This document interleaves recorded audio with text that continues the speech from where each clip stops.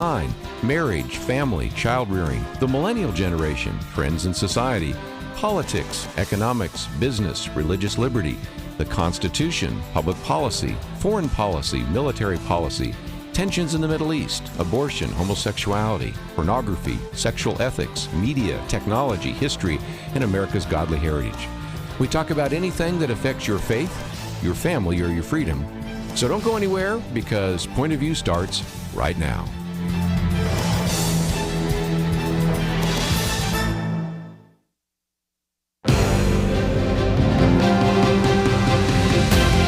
Across America, live, this is Point of View.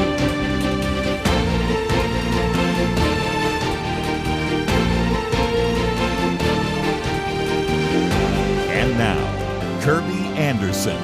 This hour, I want to spend some time talking about what's going on in education, and in particular, what's going on in the university, because I think we have seen some remarkable changes. I was just reflecting back. 49 years ago, I was first invited in to speak on college campuses, and to be honest, there were some professors who were quite willing to engage in a back and forth on some of these issues, but even at that time, we recognized that oftentimes there was kind of a secular filibuster, or maybe even a left of center filibuster, and there were some that were already trying to indoctrinate students, and we've seen that for some time. But you've heard people say that I sent my kids off to college and they came back brainwashed.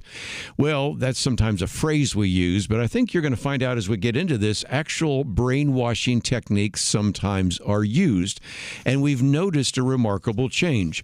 One is illustrated by this book I'm holding up right now, The Coddling of the American Mind. Now, you might remember we had Jonathan Haidt on the program, and we got into some of those issues, and I think it was really important to recognize that the students had changed, but part of that is due to what has happened in the academic realm there as well.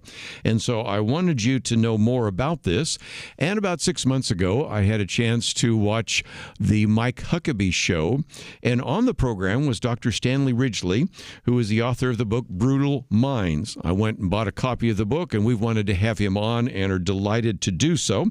He is a full professor, clinical professor of management at Drexel University's College of Business. He's also studied, I might mention, at Moscow State University and other institutions as well. A former military intelligence officer. He's actually the faculty sponsor for Turning Point USA, and you may have seen some of his columns in places like Newsmax and American Greatness. I remember he's one a couple of years ago, the $36 million question college presidents won't answer, which had to do with, of course, what was happening at Oberlin College. And, of course, there's even a review that was done about his book in American Greatness. So there's all sorts of resources that you can find, and we certainly encourage you to find out more about the book. But, Dr. Ridgley, it is just a delight to have you on the program with us today. Well, Kerby, I'm delighted to be here. I've been excited about the opportunity to speak to you and speak to your audience, and to talk about this important issue, the decline of American higher education, and what we can do about it. Well, first of all, let's talk about history for just a minute, because there's a time when we were obviously concerned about indoctrination. The academy has always been kind of left of center, but that sets us up to the brainwashing. But there was a time in which obviously indoctrination was taking place, but in just a minute we're going to talk about how in some respects that is a much more deliberate action, is it not? Oh, it certainly is. And what's important is I listened to your précis and the folks that you were dealing with who were willing to listen to you, willing to debate you. And those guys were good liberals, but they constitute the right wing on college campuses now, according to, and I am not on the right wing. I'm on the far right, which is, I find, very surprising. And so right now, as you note, the brainwashing is deliberate. It's not just the faculty. It's mainly the bureaucracy and the leftist cant that we have been grown used to, or we've grown used to over the last several decades, and not if not more, has now grown even more substantial. Like Samuel Abrams at Sarah Lawrence College did research that shows that the left to right ratio is 6-to-1 in favor of the left, and in the administration / bureaucracy, it's 12-to-1. And this is very important because these bureaucrats are engaged in what is called milieu management. That's what they call it, which means messaging students 24/7 on crypto-Maoist Marxist ideology, which is its current incarnation is DEI, a term with which people are becoming more and more familiar. So, yeah, you are right. It is intentional. And I might just mention, here's a booklet I have on wokeness. And, of course, when we do a new booklet on that or critical race theory, some of the others I'm holding up, I might even do one on this book, Brutal Minds. But how we're going to break this down is about the first half hour, we're going to talk about this whole idea of what's happening inside and outside the classroom, and then give you a little bit of a history lesson, which we've talked about before, and that is the left's long march through the institutions. But let's, if we can, define this idea of brainwashing, because that's a term thrown around, but you mean it intentionally because you're talking about a particular kind of way in which brainwashing takes place, because there's a focus there on unfreezing, changing, and then refreezing. Can you kind of explain that to us? Well, yeah, when I say brainwash or thought reform, people kind of cock an eyebrow and poo-poo it, thinking this is some kind of Manchurian Candidate. I refer to the 1962 film with Frank Sinatra, The Manchurian Candidate, with strobe lights and electrodes. No, it's not. It's a very refined and common technique that is used by the Communist Chinese even today. It was developed in the United States by Kurt Lewin back in the 1940s. Unfreezing, changing, and then refreezing refers to the belief system of a target, in this case, college students. It refers to the application of psychological manipulation and behavior modification techniques designed to do what? To change a person's belief system. And they are very upfront about doing this. Kurt Lewin appears in the citations in these books like Teaching for Diversity and Social Justice. And the idea that they're going to manipulate someone's thought processes in a class that is designed to do that. I think people need to understand that we're not talking about, this is not something that happens on the periphery. This happens in classes that are designed to do this. It also happens in seminars and caucuses where a person's sense of self is attacked. First of all, you unfreeze the current belief system by attacking it. And this is they call this the phase of defending, where they're intentionally trying to break down the current belief system of a college student, preparing the way to replace it or install a new belief system, one that involves critical consciousness. This is the term they use. They draw this from Paulo Freire, a crypto-Maoist educator who was very well known on college campuses, kind of a guru. And they attack that belief system, replace it with this new belief system, and then they do what is called refreezing, which is to give the student lots of activities to do that will, I guess it's what it's called. They say this is going to cause the new belief system to take with the student, so there's no backsliding. And this is the whole process. They're quite upfront about it. You're not going to see it in any kind of public display of candor. You will see it in their books and their articles, and this is what. Then they have success articles or feedback articles or to share how well their techniques are working. If I may, Kerby, let me share with you one name in particular, Lisa Spanierman at Arizona State University. She has actually written an article, and I provide this in my own writing. And the article says we can use psychological techniques, she being a psychologist, clinical psychologist, we can use these techniques to create a false sense of guilt in, and she says this, white males. When we do this, it makes them more malleable and ready to do the work of social justice. Let me jump in real quickly because we have to take a break, but I do want to come back to that issue of guilt, because in the unfreezing stage, there's the establishment of guilt, and in the changing phase, there's a channeling of guilt. So we're going to talk about that because that's very important in everything from critical race theory to wokeness. We'll get into all of that with Stanley Ridgley right after this.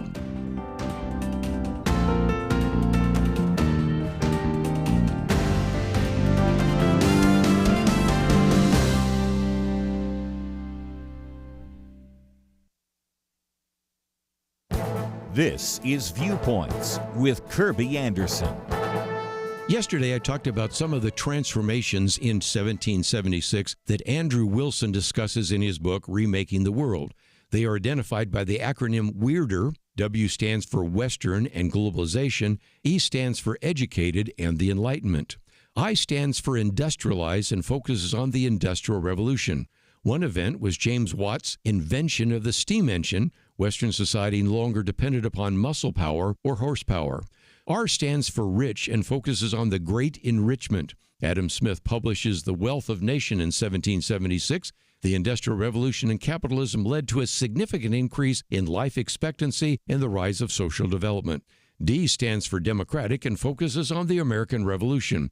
Of course, the Declaration of Independence was ratified in 1776, and the Constitution starts with "We the People." The spirit of 76 has spread throughout the world. E stands for ex-Christian and focuses on the rejection of Christianity. During this time, we see the rise of deism, agnosticism, and atheism. Although some believed the Bible, many others rejected the biblical view of God and the authority of the Bible. And R stands for romantic and focuses on the Romantic Revolution. This is when Rousseau developed the concept of self and expressive individualism, and the seeds of the sexual revolution in the 20th century were first sown in 1776.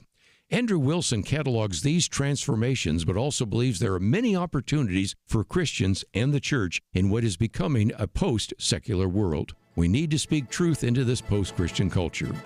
I'm Kerby Anderson, and that's my point of view. For a free booklet on a biblical view of genetic engineering, go to viewpoints.info/genetic engineering. Viewpoints.info/genetic engineering.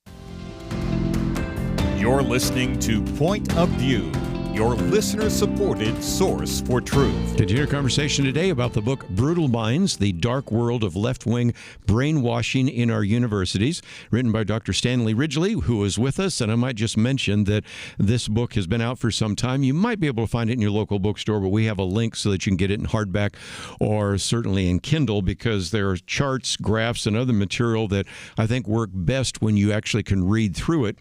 But Stan, for just a minute, we were talking about this issue of guilt, and I've got in front of me some of the booklets we give out each month to our donors on things like wokeness and critical race theory, the Great Reset, sex and culture.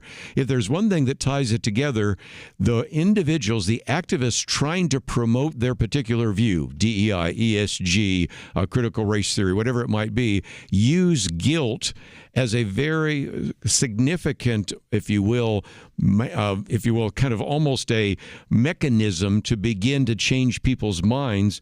And that's why I think it's interesting when you go through this process of unfreezing, changing, and refreezing, guilt shows up time and again, doesn't it? Yes, it does. It's absolutely essential to the process or the enterprise of the brainwash inflicted on students on the campus by our social justice warriors, by more and more by our DEI officers. And I've seen it in action, and I participate in them as often as I can, and I certainly have documented the process in Brutal Minds, naming names, telling you how it's done. And I also warn students how to look out for the signs that you're moving into a brainwash session, which may be called, difficult dialogue, or courageous conversation, or intergroup dialogue, or racial caucus. They have very interesting names, and I tell students red flags to watch for whenever this is one of these things, of course, is, as you mentioned, guilt. The idea of trying to inflict a false sense of guilt on students for events or incidents for which they have absolutely no responsibility or completely unconnected. Because this idea of sense of guilt weighs on a person, whether it's false guilt or it's real guilt. It weighs on a person. You want to find someone to whom you can pay absolution and absolve yourself of this guilt. And so these folks who are inflicting this notion of false guilt on our students, what do you know? They have a kind of absolution that they grant as well. Let me talk about for just a minute something you got to, and that is there are people that oftentimes call point of view and they want to know, okay, how can I identify this particular curriculum in the public schools? In this case, we're talking about universities, but this is still helpful because you can go through, as you do on pages 60 and 61, talking about the tells or the red flags, and that's when a program is described as a dialogue, or we want to learn about equity, we want to learn about race, whatever it might be, or you can certainly ask, well, do they have informed consent forms? Well, no, we don't need any of that. Or when you walk into some of those situations and they start hitting you with all those issues, I find this helpful because if you have a young person come back from college, you can say, did you ever run into these 4 points? And they would probably say yes. Or if you are maybe a student, you could read through those yourself and know what to look for. So in some respects, you're not just giving us kind of a philosophical overview, you're giving us some ways to avoid the future dangers that come from some of the kinds of programs that we find in the universities. Yeah, exactly right. I do provide as much as I can useful information for the average person who doesn't really want to delve down deep into what they're doing. But here's how you can recognize when you're in a brainwash situation, because obviously they're not going to say, hey, welcome to our brainwash situation here. We're going to change your point of view. We're going to change your mind. We're going to attack your belief system, destabilize it, and replace it with ours. No, they don't say that. No, but what they have to do is they have 3 phases. The unfreezing phase is they're going to try to gain your trust. And I think that trust, you mentioned guilt. Well, trust is absolutely essential for the brainwash to succeed, for these people who are facilitators, instructors, sometimes faculty. Gain the trust of the student. And they have very distinct techniques they use, very much like American-style cults. The Unification Church, the Moonies, they use what is called love bombing. And they bomb a person, a potential recruit, with a sense of acceptance, unqualified, uncritical acceptance of a person, giving them the sense of a warmth and receptivity. They feel more belonging than they've ever felt in their entire life, even with their family, because a good family offers criticism whenever you're growing up.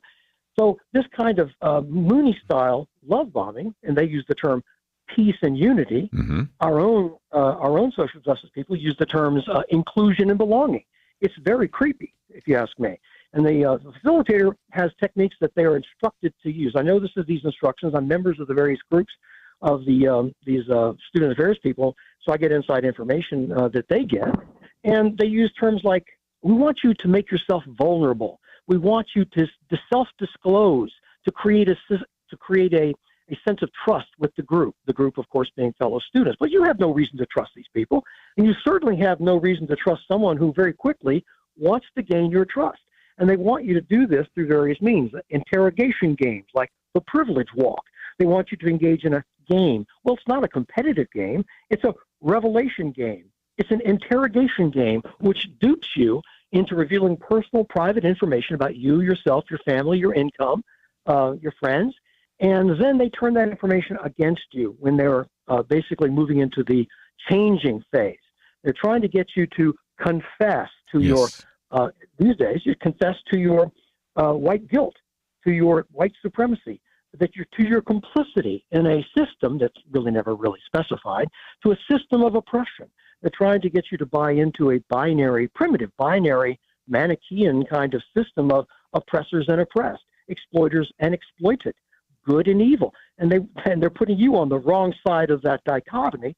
And they say that the only way you can get the exculpation for your sins, the expiation of your sins, is to change your mind, abandon your false consciousness, step over the line, embrace this notion of critical consciousness that you are a sinner in our doctrinaire scheme, and begin to work for social justice in the way that we lay out for you. Yes. So that's how you can, so the tells you say on the pages 60, I think 60 and 61, are tell you how to avoid this, tell you how to recognize this. Cock an eyebrow. Do not abandon your skepticism and your critical thinking skills. In fact, this is the time to turn them on and to be wary, because I've never in my classroom, I find this very, very bizarre. I never come into my class and say, hey, we want to establish trust here. I want you to disclose. I want you to reveal. I want you to make yourself vulnerable. No. In fact, I tell my students the exact opposite. You have to you're not transparent. You don't want to be read like a book, because there are a lot of people out there who do not mean you well. And a lot of those people are on the college campus, I'm afraid to say. They're the brutal minds we have to deal with. You do have a section, of course, on extract the confession, unfreezing, then destabilizing the belief system, and then eventually the explosive epiphany, and eventually doing the work. So in some respects, it goes from really kind of rattling your cage, unfreezing any views you have, kind of refreezing them, and then signing you up, if you will, to be a social justice warrior. Yes, the explosive epiphany, I believe, it comes from Arthur Koestler, the old intellectual who moved from communism to democracy, and he's a very famous author and incredible intellectual, incredible writer. I include a quote by him, which says, whenever you embrace or basically abandon your ability to think critically and embrace communism, it is like this epiphany that all your questions are answered, at least superficially. And it's like a blinding light comes, and you confess your sins. The communist Chinese try to create the same situation, tried to do so in the 50s and 60s, certainly with Western prisoners, and certainly with their own intellectuals during the Cultural Revolution, to create this situation where you realize, well, I've been wrong all this time. I finally, the repetition of your cant and your doctrine, I have revealed. The truth has been revealed to me, and I realize my sins, and I've come to the faith, which is the belief system that they've got ready and waiting for you there. I want to emphasize the fact that this is in action right now. That these instructional manuals, the things that I've talked about, the unfreezing, the changing, and the refreezing, this is what they do. They claim they do it. They say they do it. They're proud they do it, and they're very proud of how well they do it. Yes. And there's one person. In fact, I'm not shy about naming names. Her name is Sherry K. Watt, University of Iowa. She has a plan on how she teaches how she can attack the sense of self, the sense of identity of her students. This is absolutely crucial to destabilize the belief system, and you have to do this in order to affect this change of belief system. She targets a person's sense of self. She targets the identity by providing what she calls new information. Now, of course, counter information or contrary information is not permitted. I've been in situations like this where the instructors have established ground rules. And of course, the ground rules for discussion means that you can't disagree with them. Yes. And it's phenomenal. I mean, it's phenomenal when you think about it, how efficient it is and how effective it is. We're going to take a break. We have a lot more to cover, and we will continue our conversation on brutal minds right after these important messages.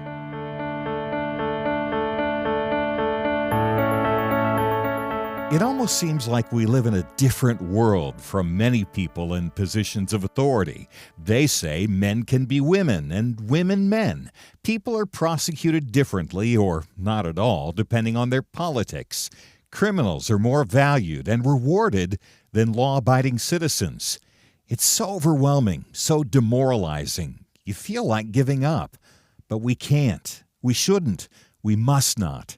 As Winston Churchill said to Britain in the darkest days of World War II, never give in, never give in, never, never, never, never yield to force, never yield to the apparently overwhelming might of the enemy.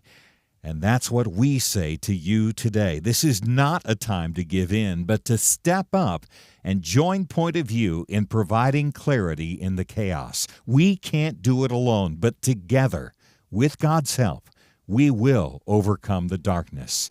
Invest in biblical clarity today at pointofview.net or call 1-800-347-5151. Pointofview.net and 800-347-5151. Point of View will continue after this.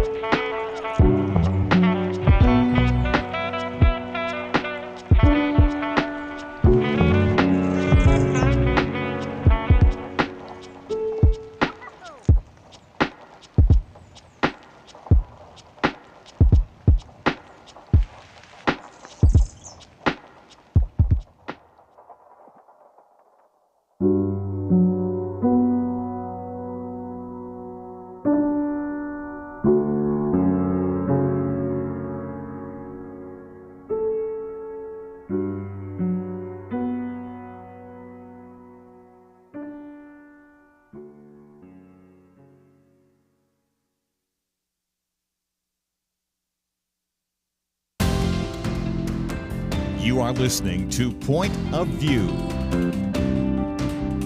The opinions expressed on Point of View do not necessarily reflect the views of the management or staff of this station. And now, here again, is Kerby Anderson. Continue our conversation today on this book, Brutal Minds, The Dark World of Left-Wing Brainwashing in Our Universities. Dr. Stanley Ridgley with us, and again, we have information about it on our website. If you'd like to join us, 1-800-351-1212. But Stan, we've been talking about what happens inside the classroom before we get into the left's long march and illustrate to people that this isn't just a one-off or isn't just a few isolated individuals. It's part of a movement that's been going on for some time. There is some value, I think, in talking about the fact that these ideas that we are identifying inside the classroom also happen outside the classroom through what you might call a co-curriculum. Can you explain that? Well, yes, I can, Kerby. The co-curriculum is just an abomination. It is a parallel or para-curriculum that exists alongside the actual curriculum. It's a fake curriculum that has fake instructors, fake faculty, I should say, and sometimes offer a fake transcript. It's used to be called, extracurricular activity. Mm-hmm. But in the last 20 years, student affairs functionaries who have begun to give themselves degrees, like a master's in education, that kind of thing, they say, hey, you know what? We're college educators just like the faculty, and we should use our student-facing opportunities to educate students. Unfortunately, as I mentioned at the very beginning, the left to right ratio is 12 to 1 left wing to conservative, or even just reasonable liberal. And thus, all of this milieu management seminars outside the classroom activities are canted to the left, and they're involved in this type of brainwashing. These are the folks that are actually doing the brainwashing in this co-curriculum. I mentioned fake transcripts. Well, St. John's University, Westchester University offer fake transcripts. This is to kind of, I would say, camouflage the fact that what they're doing here is not really part of the college curriculum. Faculty have very little to do with the co-curriculum. And again, I want to emphasize it's very much like there's a term called sympathetic magic, and this is where you create a facsimile or a model of a successful program or a successful machine, and you expect the model, a very flawed model, to yield the same results. This is really the machination behind voodoo magic. You're going to create a doll of a human being, use the DNA or use some hair, and try to achieve the same results as if you had the individual there in front of you. The co-curriculum is very much like that. It's using a kind of a faux magic kind of creation to try to achieve the same results that exist in the faculty, in the curriculum that's taught by the faculty. But in effect, it's really an inferior model, and students a lot of times aren't even aware, and they attribute authority to the figure at the desk in front of them as if they were a faculty member. They're really just some ancillary support staff, probably from the DEI office, running this kind of brainwash. It's a lot of activity going on outside the classroom, and we really ought to focus our attention on that, because I don't think it's even realized by a lot of people. Let's also get into maybe the question some people have in their minds, and you devote a chapter to it, a hook and hammer, because you're going to get some student resistance. Children or young adults, certainly when they were children in church or children in their family, were hearing one kind of idea. They're now confronting other kinds of ideas. So that's another place where these individuals even have training manuals on how to really break down student resistance. And so that's another key element that you talk about in your book. Well, yeah, breaking down student resistance is absolutely essential to the event. I think that a lot of people who are susceptible to this kind of thing, people who come out of high school, they come to college, they're away from home for the first time, they have open minds, they certainly have no idea that the people that they're supposed to invest their trust in have any kind of ill will toward them. And so the brainwashers or thought reformers on the college campus, the social justice warriors, take advantage of this and utilize the trust of students, particularly in the first 2 weeks of orientation, to run these kinds of sessions, the privilege walks and that sort of thing. And this is where they can also identify the students who are going to be a problem. It's very much like the Moonies were very good at discriminating between the folks who were going to be really good recruits, susceptible to the message, and streetwise people who said, what's really going on here? I don't know if I want to be a part of this. And they would have people get off the bus, and they would have body language experts in their own cult identify what they call the goats and the sheep. The sheep would be, "Ooh, I'm just glad to be here," and they'd usher them right on in. And then you have the goats who are streetwise, who have a cocked eyebrow, say, "What the heck is going on here? This doesn't feel right." Those people would be sequestered out, put on the bus, and sent back to town. And so then you have a group of people who are susceptible to the message and will have a propensity of, voicing any kind of objection is eliminated beforehand. And so the students go into the situation. They're wide-eyed and they're ready to trust. And I think that the young people need to recognize this, that they don't need to trust the first people that they come in contact with, just because they happen to be in the front of a room running a seminar of some sort. And so in other words, putting on your skepticism hat is something that really ought to be practiced. I think that you mentioned at the very beginning about how students come home for that first Thanksgiving holiday and they seem very angry, rebellious, and at their parents for having betrayed them. And this is something that the brainwashers in their manuals actually say. So let me name the manual. It's Teaching for Diversity and Social Justice by Leanne Bell and Marianne Adams. Then you've got a book by Diane Goodman called Educating Privileged Audiences, meaning white males. You've got Sherry K. Watt in her book, Designing Multicultural Transformative Initiatives, in which she tells you how to attack the sense of self of the students to make room for the belief system of critical consciousness that they want to install in them, an appreciation for collective goals, and a rejection of the individual. They have manuals that they learn how to teach this material. They actually have off-campus groups, and I know you're very familiar with Brutal Minds, and the off-campus groups are professional associations set up for diversity officers, for student affairs professionals, and they actually have in-house institutes where people come from all over the country throughout the year to learn how to inflict this type of thought reform program on students on their campus.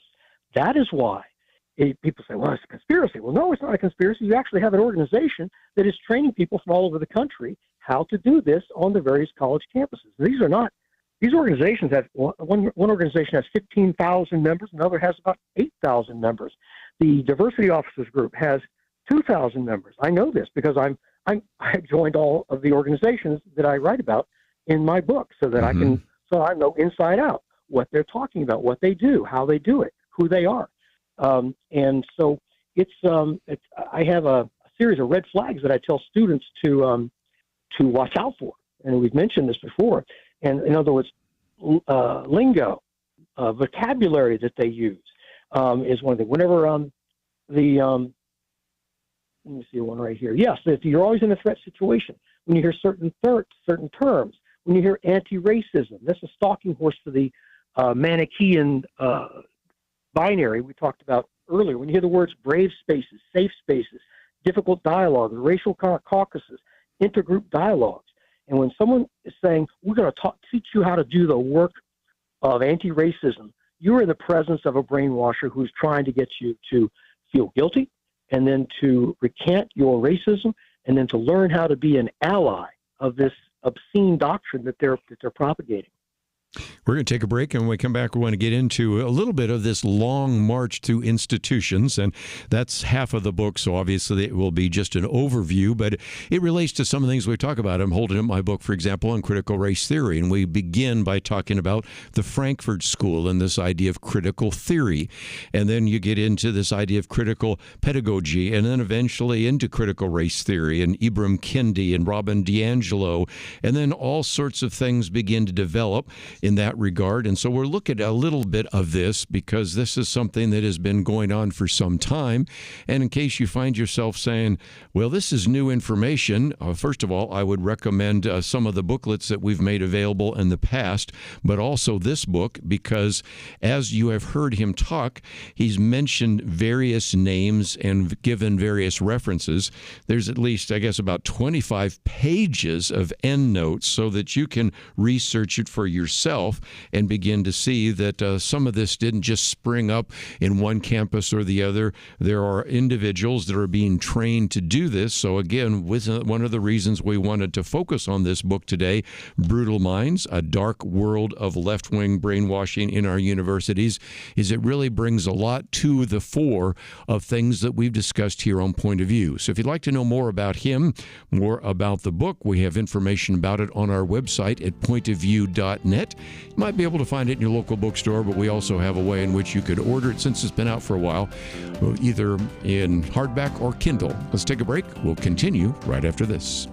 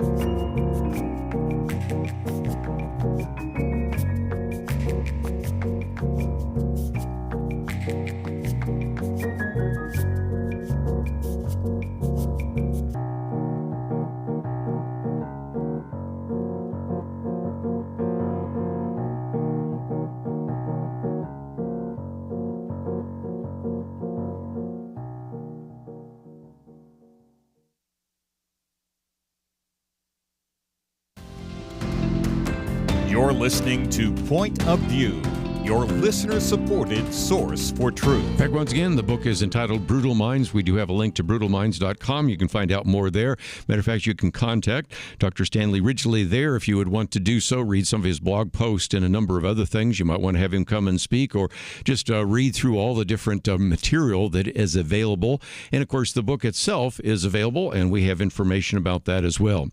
I think it's unfair to have you summarize almost half of your book, but let's see in the time we have.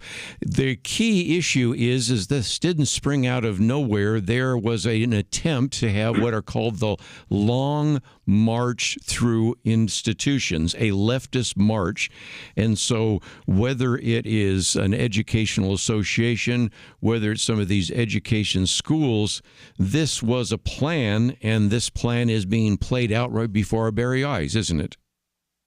It certainly is. Herbert Marcuse, a philosopher of the New Left back in 1968, basically popularized that term. We're going to engage in a long march through the institutions because this is a long struggle, we being, of course, the Marxists and communists.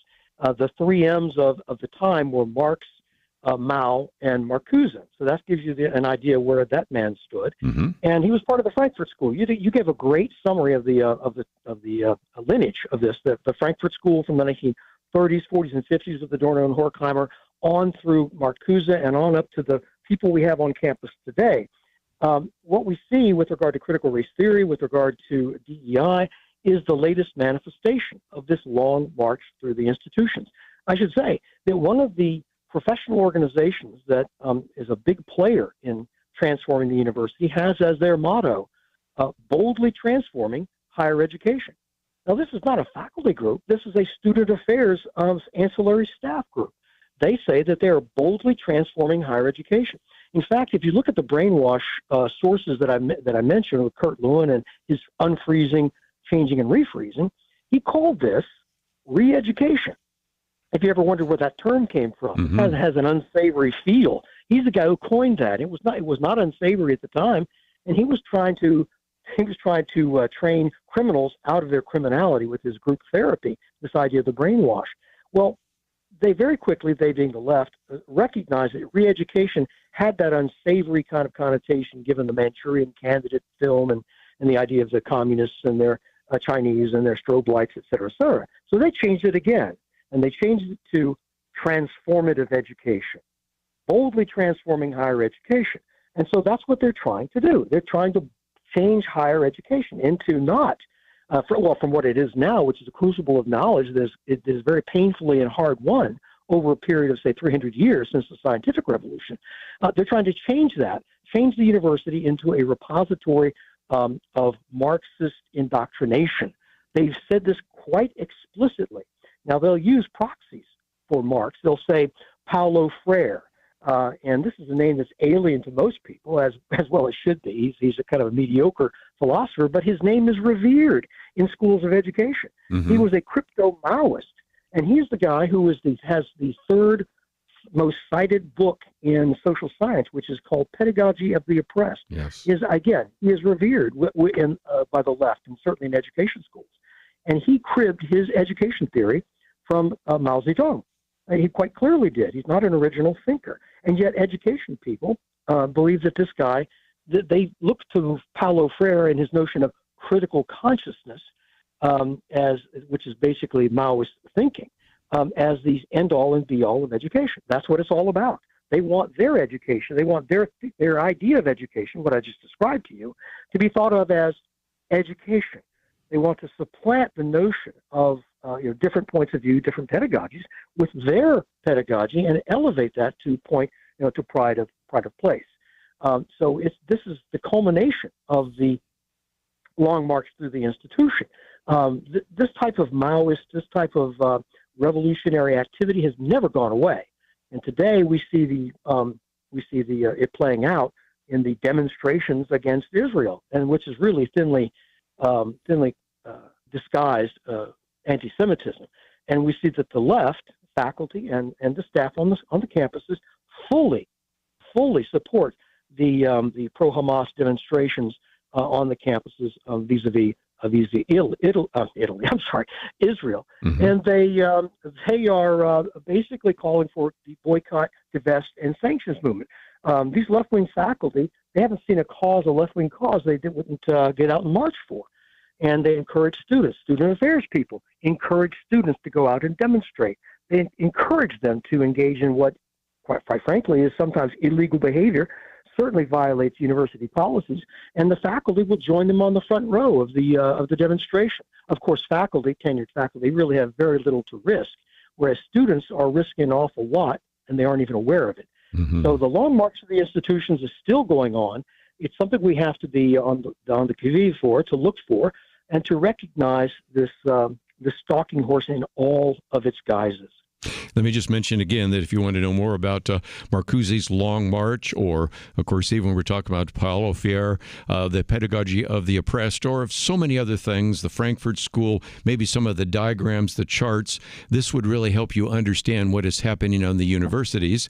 But most importantly, I did mention that we do have a link to brutalminds.com. There's a place where people can learn more about you, get a copy of the book they'd like. There's all sorts of things about everything from DEI and all the whole need to restore integrity in higher educations. And Stan, really the first step is to educate people, which is what we've done today. Yeah. But the next step is to encourage people to take these ideas and implement them. And I'm noticing a lot of DEI programs are actually being jettisoned. A lot of universities are starting to rethink that. The whole issue of ESG, which I'll talk about in the future, those are all changes. So I think we could at least have some guarded optimism if we can get this information out. What do you think? Well, I certainly agree with you on that there's a reason for optimism, especially this week has been a grand week for those of us who recognize what's been going on the college campuses and see a sea change. Of course, it's going to be a long and difficult march for us to countermarch, to uproot and root out the brutal minds from the college campuses.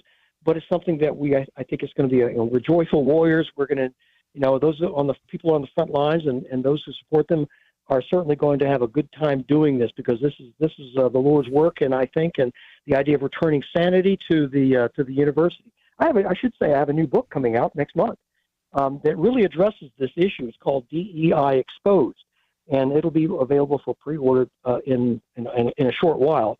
But Brutal Minds really does cover the issues of today we've been talking about for soup to nuts. And if anyone wants to reach out to me on LinkedIn, I'm more than happy to do that. That's my primary social media place where I do post a lot of my latest work, my latest research. Yeah, and we do have your website. We have a Facebook post, X, and of course LinkedIn, all that. So everything you need to know is at the website pointofview.net. And let me know more when that book comes out. Of course, was already reading about some of the things you've written about DEI on your website, and maybe we can get you back on that one as well. But it's been a delight. I enjoyed seeing you on Mike Huckabee's program, but I wanted to give you an entire hour to explain that. And even though we didn't cover every chapter, I think we did a pretty good job. And again, thank you for writing the book, and thank you for giving us an hour today here on Point of View. Oh, the pleasure was all mine, Kerby. You take care now. We, again, encourage you to find out a little bit more. Of course, it is brutalminds.com is the website. If you want to understand kind of how this all develops, you've heard us in the past talk about critical theory and what that means, where it came from, how that gets to what is called critical pedagogy, and then eventually how it's used in everything from critical race theory to a variety of others, and leads to everything from thought reform to then the developing of this long march through institutions. If you want to get a better understanding of what we sometimes talk about in one book, I would recommend this book, Brutal Minds, The Dark World of Left-Wing Brainwashing in Our Universities. And you've been listening to Point of View.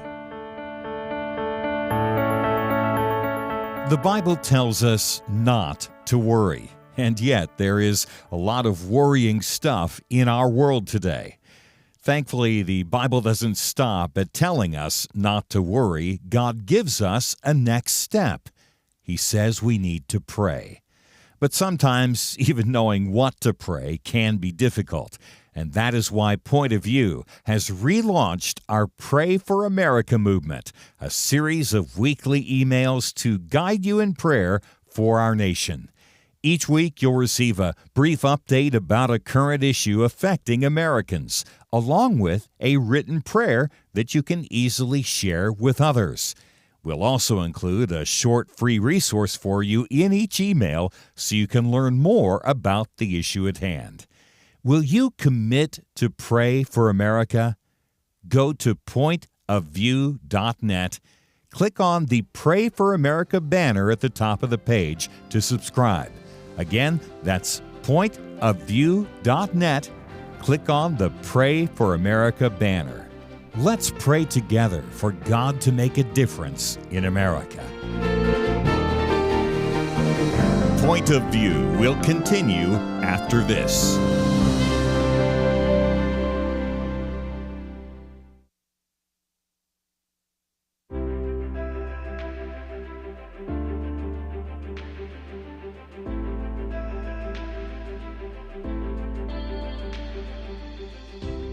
Thank you, Kerby. I really appreciate your program. You cover a lot of issues that a lot of us think about, I'm sure. And this is the first time I've ever called in, so I appreciate your input, too. Oh, I thank God for what you're doing on Point of View. You guys have more influence across this country than I believe any of them in terms of tackling the issues and getting the truth out to Americans. It's getting to the point where truth just is bottled up on every hand. Every time you turn around, there's another big bottleneck against truth. I hope your listeners realize what Point of View is doing and supports Point of View in every possible way you can. You know, I can't go to Washington. I can't do those things, so the only way that I can help is the way that God has provided for me and to give some of that back to you guys. So, like you said, partnering with Point of View because, you know, you can't do it alone. Thank you very much for what you guys do. Believe me, it's a needed thing, and I just hope everybody certainly would get on the bandwagon with you. Point of View Radio Talk Show.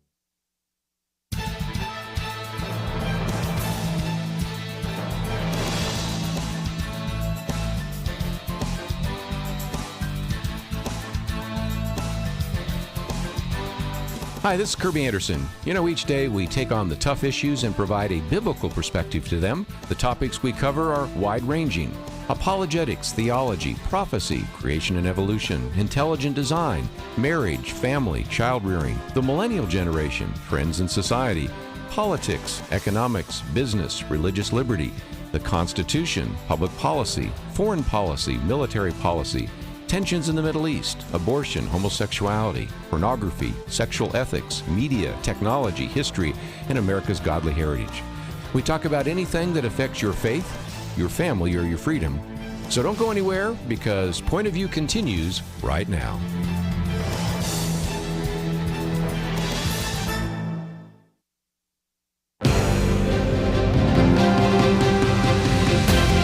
Across America, live. This is Point of View.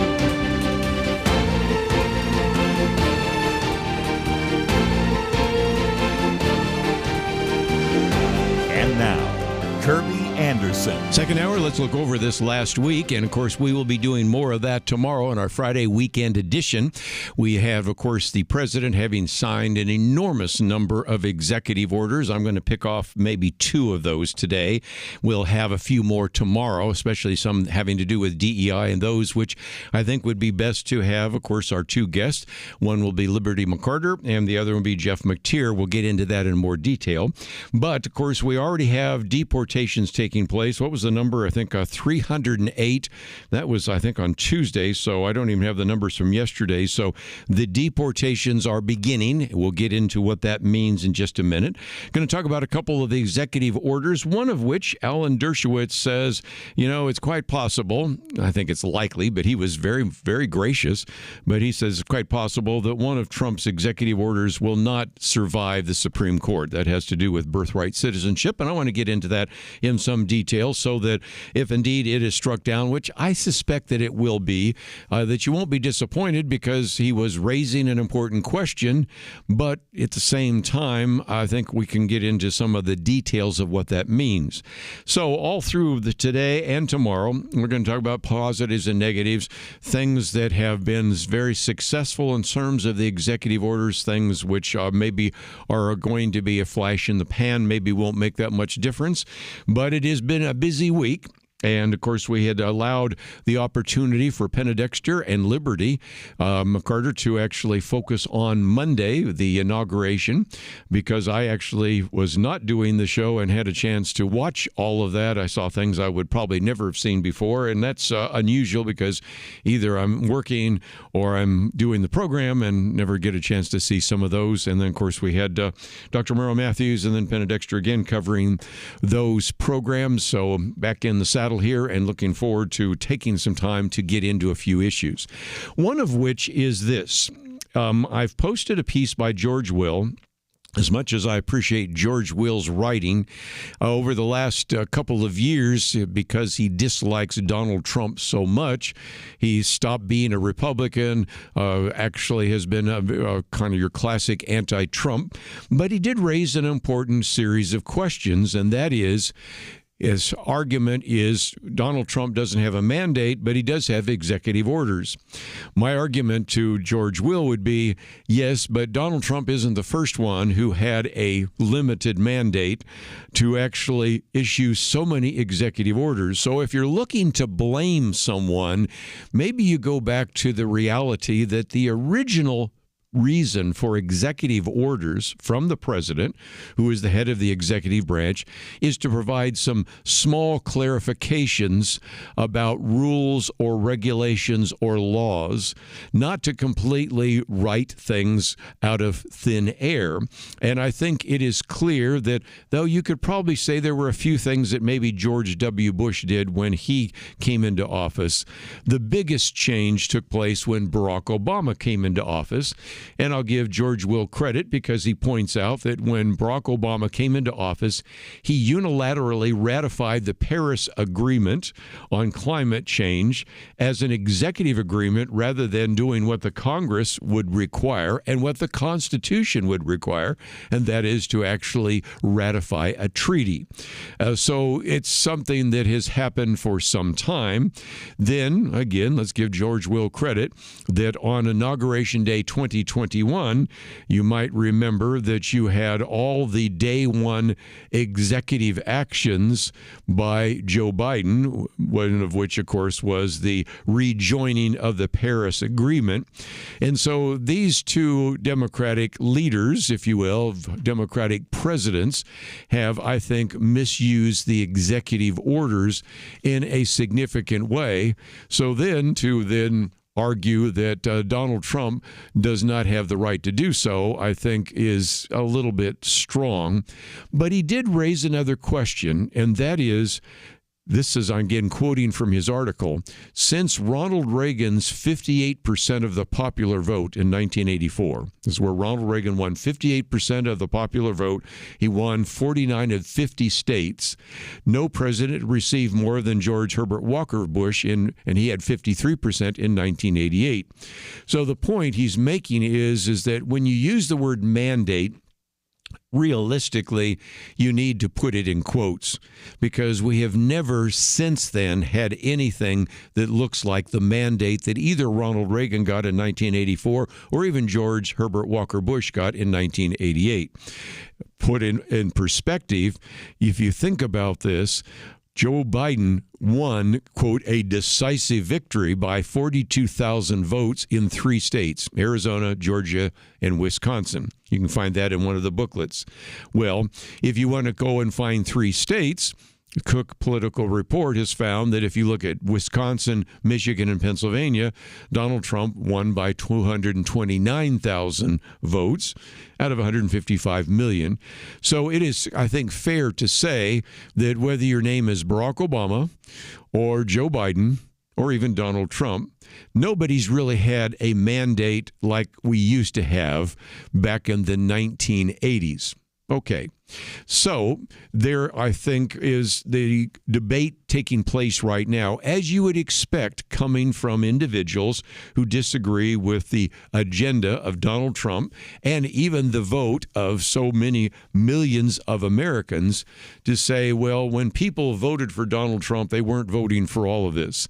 In just a minute, we're going to talk about deportations. I think everybody that voted for Donald Trump knew that he was going to deport illegal aliens, especially those with a criminal record. And of course, the Laken-Riley Act has now been passed and signed by Donald Trump. So I don't think that surprises anybody there. When we get in just a few minutes talking about the issue of birthright citizenship, whether a person born here in this country, even if their parents are here illegally, whether that confers citizenship, I don't think anybody can actually say they were surprised that this is something that Donald Trump was going to write an executive order on, because he spoke about it numerous times on the campaign. That being said, I recognize a lot of Americans just aren't exactly the brightest individuals. To use the old phrase, they're not the sharpest knives in the drawer. And a good illustration of that came, maybe you've seen this, where they went out after the inauguration and asked people, for example, were you disappointed that Martin Luther King Jr. did not attend the inauguration? And someone said, no, he should have been there. After all, it was MLK Day. They even asked, did you think it was okay for Rosa Parks to sit on the front row of the inauguration rather than to sit the back of the bus? Oh, yeah, I think that was very good. And again, if you are not aware of that, these are individuals no longer alive. And as I love to say every once in a while, these people vote. So I recognize that some people who voted for Donald Trump don't necessarily know what his agenda was, but at the same time, there are a significant number of individuals that did vote for him. He won all 7 swing states. He won the popular vote. And just as Barack Obama said when he was elected, I won, you lost. We're going to use my policies to criticize Donald Trump because he doesn't have a mandate really goes all the way back to the fact that we really haven't had an extensive mandate since the 1980s. Let's take a break. We'll get into some of these executive orders right after this.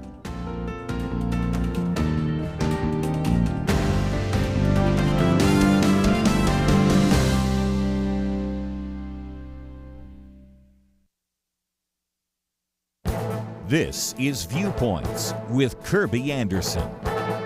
Yesterday, I talked about some of the transformations in 1776 that Andrew Wilson discusses in his book, Remaking the World. They are identified by the acronym WEIRDER. W stands for Western and Globalization. E stands for Educated and the Enlightenment. I stands for Industrialize and focuses on the Industrial Revolution. One event was James Watt's invention of the steam engine. Western society no longer depended upon muscle power or horsepower. R stands for Rich and focuses on the Great Enrichment. Adam Smith publishes The Wealth of Nation in 1776. The Industrial Revolution and capitalism led to a significant increase in life expectancy and the rise of social development. D stands for Democratic and focuses on the American Revolution. Of course, the Declaration of Independence was ratified in 1776, and the Constitution starts with We the People. The spirit of 76 has spread throughout the world. E stands for ex-Christian and focuses on the rejection of Christianity. During this time, we see the rise of deism, agnosticism, and atheism. Although some believe the Bible, many others rejected the biblical view of God and the authority of the Bible. And R stands for romantic and focuses on the Romantic Revolution. This is when Rousseau developed the concept of self and expressive individualism, and the seeds of the sexual revolution in the 20th century were first sown in 1776. Andrew Wilson catalogs these transformations, but also believes there are many opportunities for Christians and the church in what is becoming a post-secular world. We need to speak truth into this post-Christian culture. I'm Kerby Anderson, and that's my point of view. For a free booklet on a biblical view of genetic engineering, go to viewpoints.info/genetic engineering. Viewpoints.info/genetic engineering.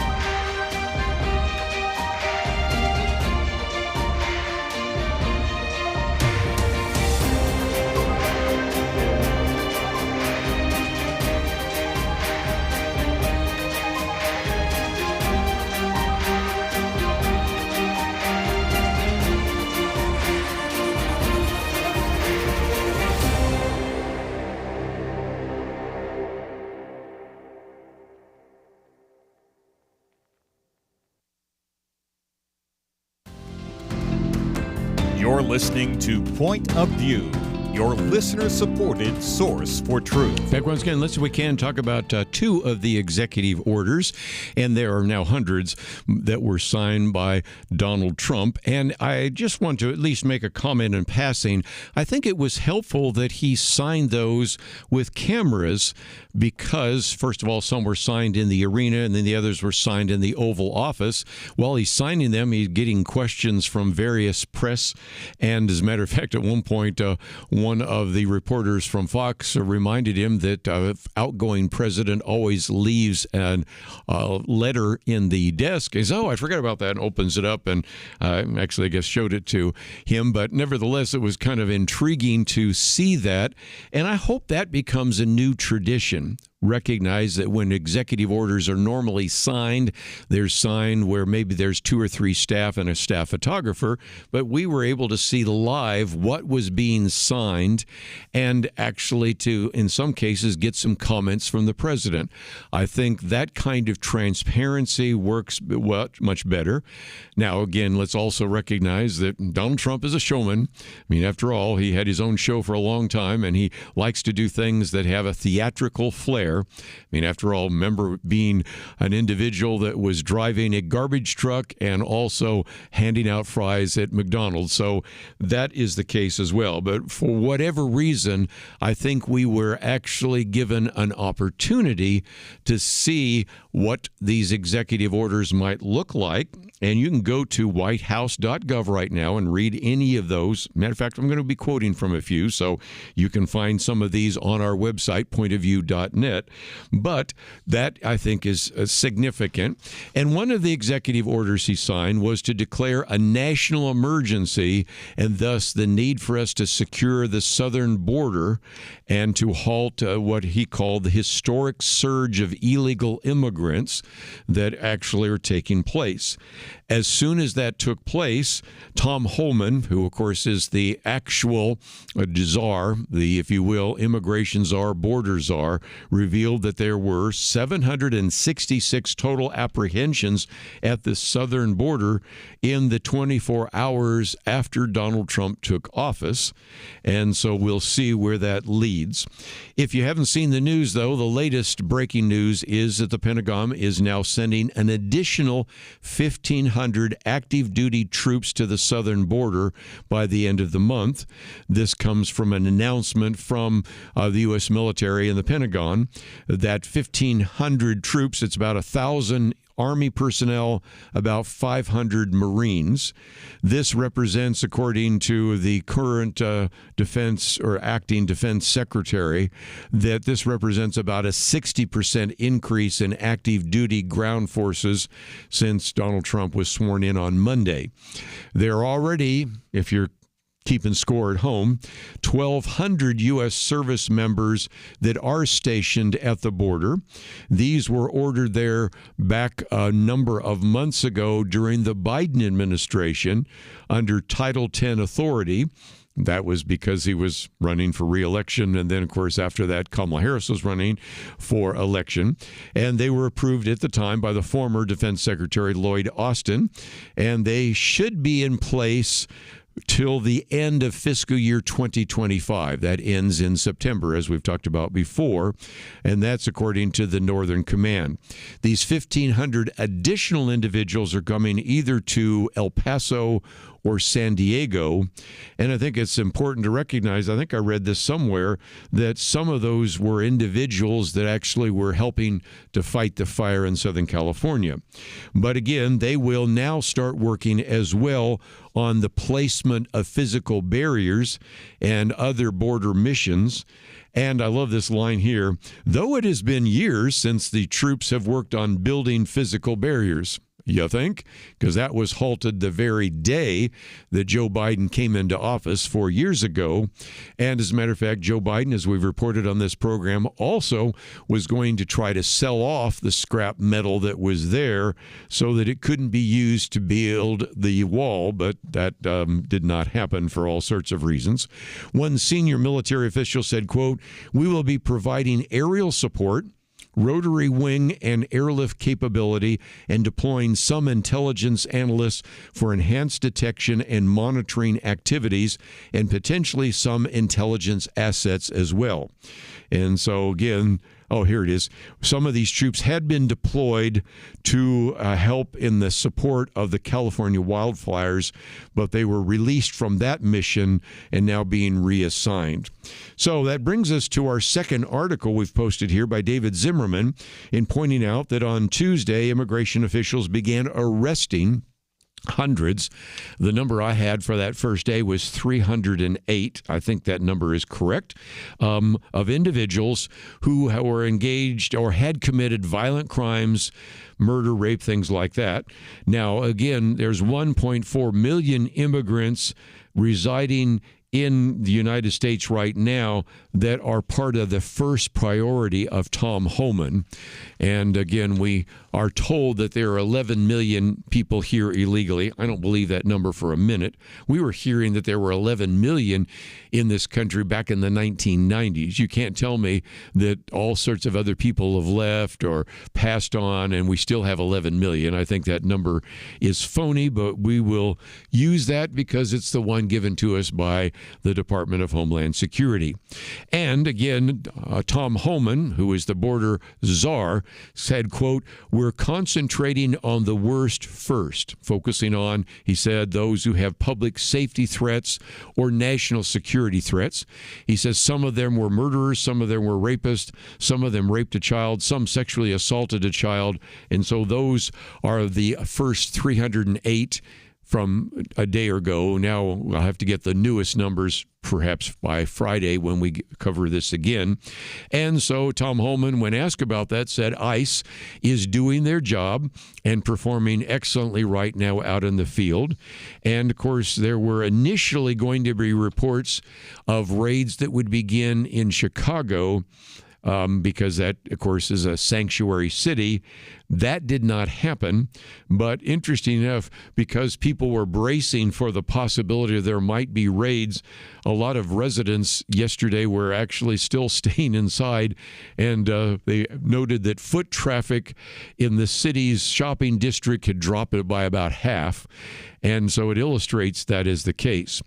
One of the biggest logistical issues right now is where to house these individuals before they are deported. These would be called detention centers. Right now, ICE operates about 200 detention facilities across the U.S., but it's quite likely that more will be needed. So that's another kind of big question there as well. And, of course, you also, as I mentioned just a minute ago, in addition to the 308 detainees that have been taken into custody, have a number of apprehensions at the border, which I assume they were just sent back to Mexico because they've reinstated what is called the reside in Mexico policy. If indeed you are looking for asylum, you apply for that first rather than just let them go in the country and never begin to be seen again. The question that some people ask is, what kind of reaction from the American people? So far, the polls show that the American people support these detentions and deportations. CNN had 4 polls that they posted yesterday. You can watch CNN, or you can just let me quote that so you don't have to. All of the polls showed at least a majority, anywhere from 55% or more, who supported deporting illegal aliens. The Marquette poll, which is done kind of by a left-of-center university, had a figure at 64%, which, for reference, the last time Marquette had done that poll, you had about 42% of Americans supporting that, and it had been lower even by 2016. So you can see that this is now up much higher, and it's an illustration, again, that generally the American people recognize that we do have individuals here that shouldn't be here. For now, I suspect that majority will exist when we are at least told that the individuals being taken across the border, shipped back, put on planes, that we're told that they're drug dealers, they're murderers, they're rapists, they're sex offenders. I see that probably the American people will go with that. But I also, as I've said on this program before, expect a constant drumbeat from the liberal establishment legacy media to try to find some very tragic story and try to pull on our heartstrings, so eventually maybe those percentages go down. But so far, so good in the last couple of days. These are individuals that don't really bring anything positive to this country. They're individuals that have been convicted of a crime, and as a result, they're going to be sent back from where they came. Let's take a break. We have a lot more to cover. There's another executive order I want to talk about right after these important messages. In 19th century London, 2 towering historical figures did battle, not with guns and bombs, but words and ideas. London was home to Karl Marx, the father of communism, and legendary Baptist preacher Charles Spurgeon. London was in many ways the center of the world, economically, militarily, and intellectually. Marx sought to destroy religion, the family, and everything the Bible supports. Spurgeon stood against him, warning of socialism's dangers. Spurgeon understood Christianity is not just religious truth, it is truth for all of life. Where do you find men with that kind of wisdom to stand against darkness today? Get the light you need on today's most pressing issues delivered to your inbox when you sign up for the Viewpoints commentary at pointofview.net/signup. Every weekday in less than 2 minutes, you'll learn how to be a person of light to stand against darkness in our time. It's free, so visit pointofview.net/signup right now. pointofview.net/signup. Point of View will continue after this.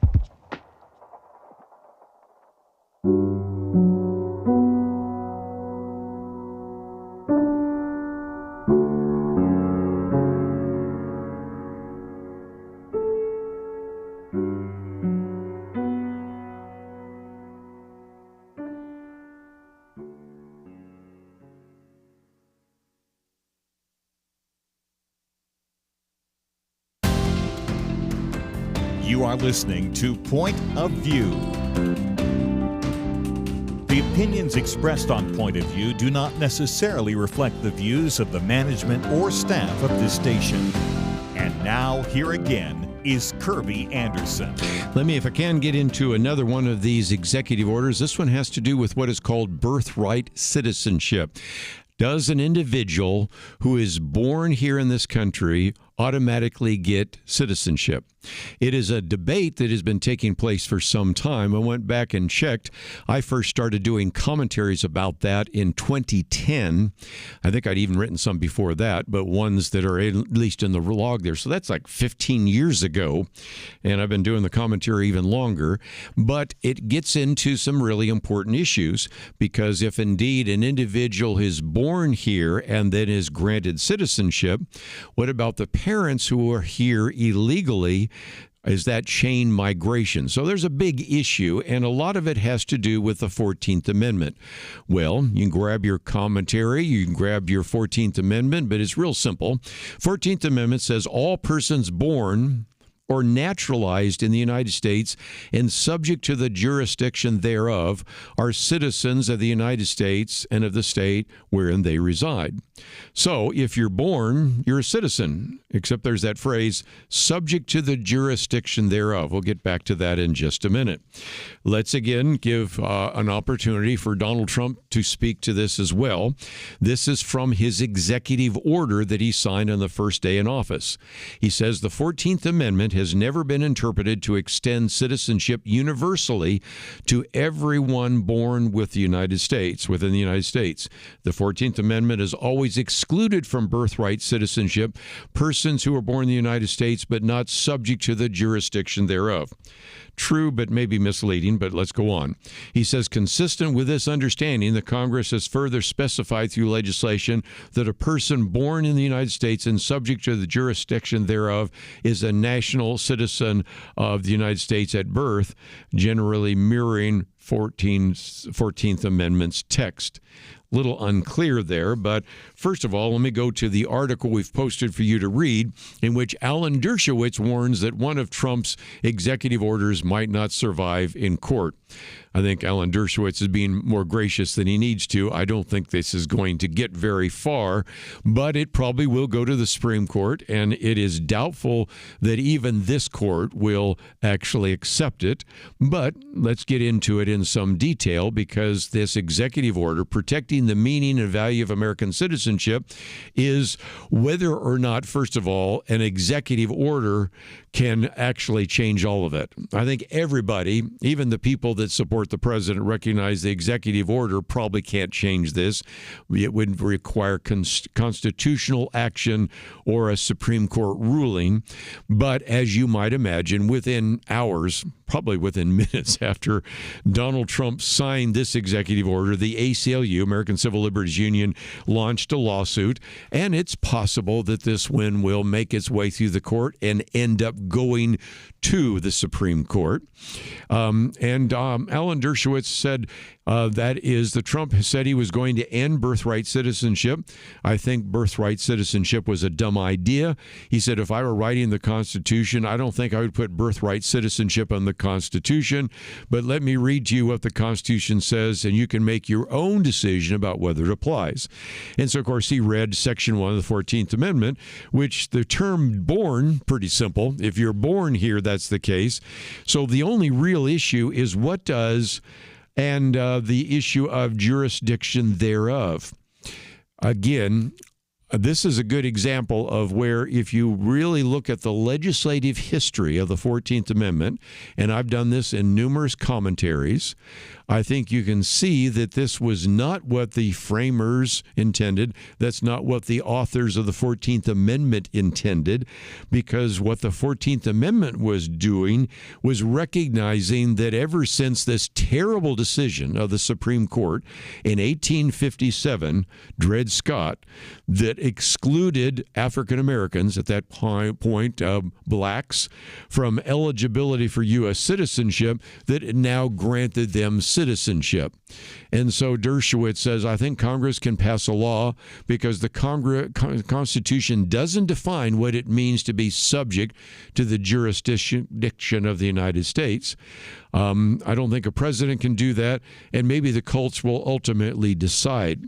He recognizes that the reason That is, Alan Dershowitz recognizes the reason this is an issue is due to what he calls anchor babies, which he doesn't like the term. He says, okay, we have these, I don't like the term anchor babies, but babies who are born in the United States to parents who have no connection to the United States. And he says, it could be tourists coming in here to ski, a woman going into labor and has a baby.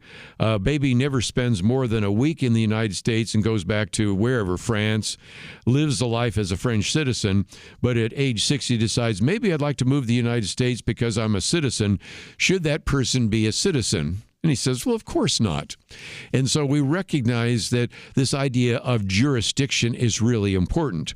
We have recognized in the past that if you are an ambassador and you are working in an embassy in Washington, D.C., and your wife gives birth to a child in the United States, but you're an ambassador from Germany or from France or from China or from South Africa or from wherever it might be, Thailand or Ghana, whatever it might be, you're still not considered a baby that has American citizenship because you're not subject to the jurisdiction thereof.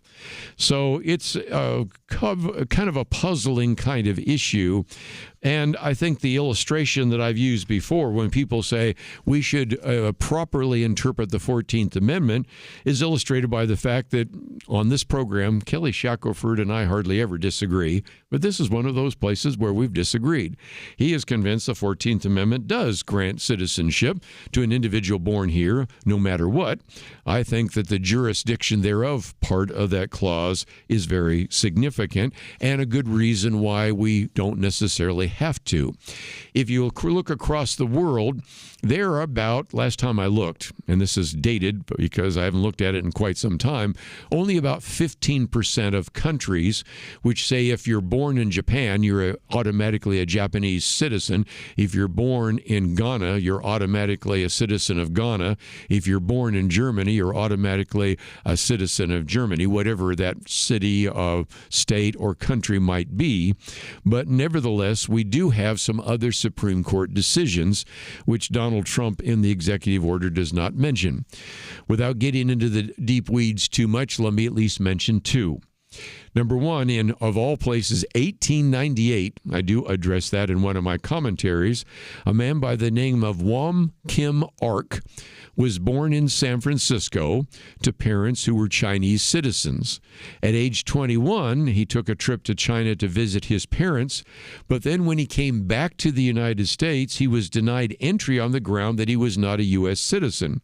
But the court, in a 6-2 ruling back in 1898, ruled in favor of Wong Kim Ark. Because he was born in the United States and his parents were not employed in any diplomatic or official capacity under the Emperor of China, the citizenship clause, they argued, of the 14th Amendment automatically applied to him. We have another case more recently in 1982. This was a case which, in this case, Justice William Brennan argued that, again, this would be appropriate because within the jurisdiction cannot be distinguished on the asserted ground that persons who have entered the country illegally are not within the jurisdiction of a state. Because as soon as they're here, even if they're here illegally, they're still part of that jurisdiction. So the arguments that are in front of the court are a little bit ambiguous, but they're enough there to actually move ahead with the idea that birthright citizenship is allowed. One last, I might just mention in passing, we also have Section 1401 of the Immigration and Naturalization Laws, which also seem to indicate that jurisdiction meant that it would define citizenship in such a way that would allow for the possibility of birthright citizenship. So the point is, as again, Alan Dershowitz tried to be very gracious, saying this might not survive in the court. Certainly, I think everyone would acknowledge probably that just signing an executive order is not enough to change the policies that seem to have been implicated by two Supreme Court decisions. ambiguous though they are, and a section in the U.S. Code on Immigration and Naturalization. Nevertheless, I don't think that can be changed just with a stroke of the pen from Donald Trump. And so I predict that unless something remarkable takes place, or there are some people that are really serious about getting into the legislative history of the 14th Amendment, the idea of birthright citizenship being eliminated with an executive order, probably not going to stand. Let's take a break, though. We have a lot more to cover. I'll do that right after this.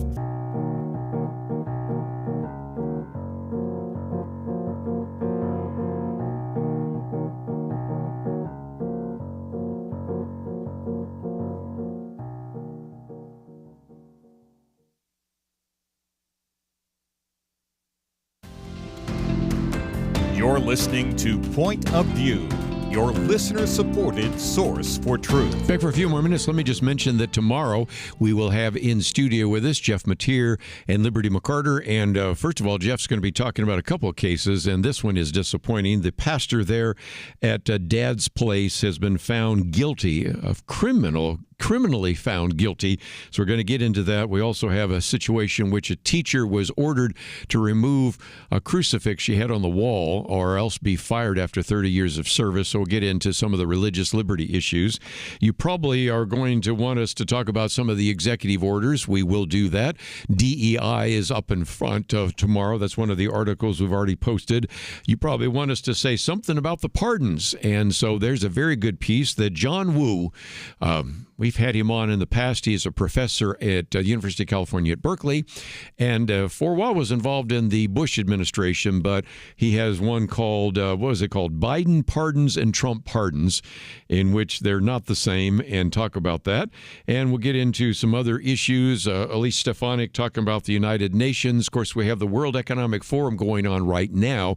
Talk about the Great Leap Forward, DEI. We're going to get into ESG just here in a second. So there's a lot to cover, and even so, we will probably leave some on the table, but there's always next week as well. So just wanted you to be aware that we'll cover some of these topics, because you might say, well, you haven't talked about the pardons yet, or you haven't talked about some of the other executive orders, and we will get to some of those tomorrow, and in due course, we'll get to some others. But I thought I'd end with a piece by John Stossel, just as you heard the conversation we had today with Dr. Stanley Ridgley about maybe some of this DEI and ESG is being set aside.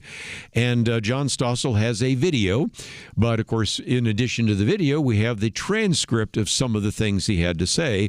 And ESG, which stands for Environmental, Social, and Governance, you probably have heard enough now, or you can certainly go, and I'd be still glad to make available some of these booklets. I think the booklet that goes into it in the most detail is the one on the Great Reset, which is sort of must-reading if you want to understand what's going on right now with the World Economic Forum. That is certainly helpful, but even some of the stuff on wokeness, on ESG and DEI, those booklets are available, and as always, we're glad to make them available to you free of charge. But one of the ways to guarantee that you'll receive them is if you want to support us on a monthly basis, we send those out monthly, and the most recent one on Hinduism is just going out. We have another one coming out on terrorism, and there are just a lot of great resources which are intended to be put in your hands. You can read them in about 10 minutes, and you can pass them on to someone else, or you can maybe want to dig in further and find the for further reading in the back, and that is the case. But back to this issue of ESG. Just as DEI departments are getting stripped out of not only the federal government, but the academy, so ESG, which was used quite a bit by some of these major corporations, multinational corporations, not going so well now. To quote John Stossel, he says, sustainability investments became popular a few years ago. He says so-called experts said companies shouldn't just focus on profit, they should put more emphasis on being nice, and they began to post and push ESG, which stood for Environmental, Social, and Governance. They were all the rage. He says giant investment firms like BlackRock pressured companies to hire more women and minorities. Nothing wrong with that, obviously, but you know what was going next, and that was to hire people with different orientations, sexual orientations, transgender. Then the whole environmental issue, you had to do things that really were in alignment with some of the Biden policies. You know, you can go down that. And he says essentially, sustainability became almost a meaningless word. Then he gives you in his article a series of examples, and he quotes from quite a few. I mean, he quotes from BP, Starbucks, U.S. Foods, Clorox, and a variety of others, so you can see what was happening there. And ultimately, what we have described, and I've said this in numerous commentaries, and there have been very good studies coming out from the Harvard Business Review, material that I've quoted in my commentaries, articles we've posted, that turned out that most of the funds that were promoting, quote, sustainable investments actually did worse. There was some evidence that were actually suggesting that because some of their investments were doing poorly, they then wanted to slap the word sustainability on there or ESG on there so that they could then maybe be covering themselves from some of the criticism they might have actually received. And so the question that John Stossel asks in the interview and the video, why did trillions of dollars pour into these funds? Well, Matt Cole, who was interviewed, CEO of Strive Investment, said because of pressures. He said their largest clients are blue state pension funds, and he quotes one from California, one from New York, who put pressure on them to adopt these agendas, or you're going to lose us as your largest customer. And as we've pointed out before, they didn't come to these particular investments because they thought that they were doing well financially. or that they were even doing good. They were doing it because of the pressure that was being brought to bear on them. Now he says that some of that is changing, just as sort of DEI is beginning to DIE and ESG is beginning to go the way of a footnote. So that is the case. And near the end, he talks about the fact that many companies now are focusing on what he calls basic capitalism. What's that? Producing better products for less money. There's a concept there for you. He talks about Ford recently announced that it was no longer requiring employees to take the LGBTQ advocacy group surveys. He points out that USA Today was reporting that Lowe's is going to reduce its participation in the human rights campaign and really narrow its focus on trying to provide safe and affordable housing. That's a good concept as well. And then he does, at the end, decide to take at least a shot at Disney, because you might remember John Stossel used to be a co-host of 2020, and he was actually wondering what would happen when Disney bought ABC. And he said not much changed for a while, but eventually when he proposed and began to do videos about some of the problems with Obamacare, the Affordable Care Act, ABC fired me. And still later, I watched Disney go full woke, and he gives us all sorts of examples how some of these movies have flopped significantly. Then some of them trying to do what they can. Lightyear, for example, featuring the first same-sex kiss in a Disney Pixar movie, lost $106 million. Another one had a non-binary character, a lake with earrings, didn't even reach 30 million its opening week, and all the other things that are starting to happen as many of these companies have found out. Go woke, go broke. Maybe they won't go broke immediately, but they are certainly not doing quite as well. So this one on the end of ESG, it's posted on the website for you to take advantage of, and I hope that you will take the time to read it, maybe post it, pass it on to others as well. And we'll be talking about some of the other issues, some of the other three-letter acrostics and acronyms tomorrow, DEI, ESG, and the rest.